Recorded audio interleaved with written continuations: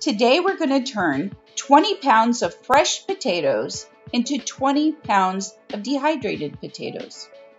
And yes, it took me quite a while to peel 20 pounds of potatoes.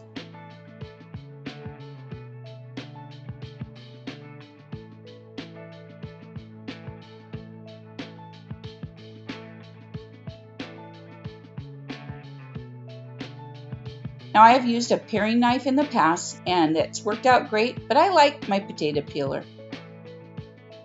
Want to know how much the peelings from 20 pounds of potatoes weigh? It's a little over 3.5 pounds.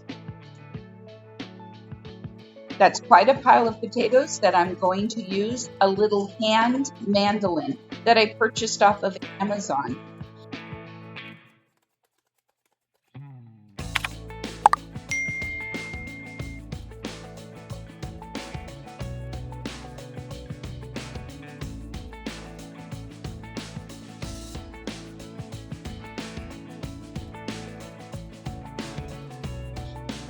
After a while, it became a little bit therapeutic.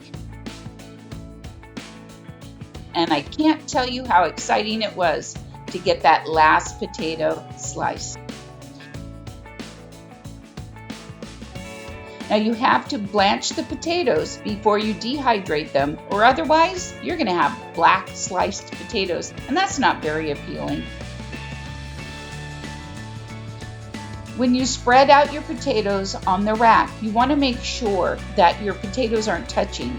I do put mine a little bit close, but I spread them out throughout the drying process. My dehydrator holds 5 pounds of potatoes. It takes about 10 hours to fully dry them.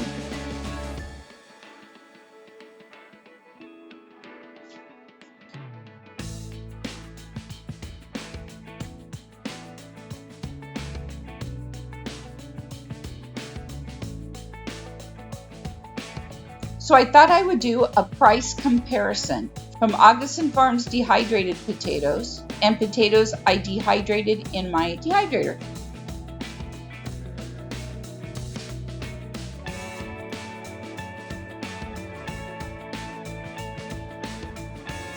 And I dehydrated some with the peels on. It probably wouldn't be the most appealing dish. You can use them in soups or stews. Now notice the color difference between my dehydrated potatoes and Augason Farm dehydrated potatoes. I think mine are a little bit darker because theirs is a little bit thinner. That's probably the only difference. Now let's do the price comparison. I paid $15.79 at Amazon, and the cost for my dehydrated potatoes were about $6.60. Now that includes the potatoes and the cost of electricity to run the dehydrator. So was it worth it? Yeah, if you have time to peel the potatoes, slice them, and dehydrate them, it's absolutely cost effective to do it yourself. Well, I hope you enjoyed this video, and we'll see you next time.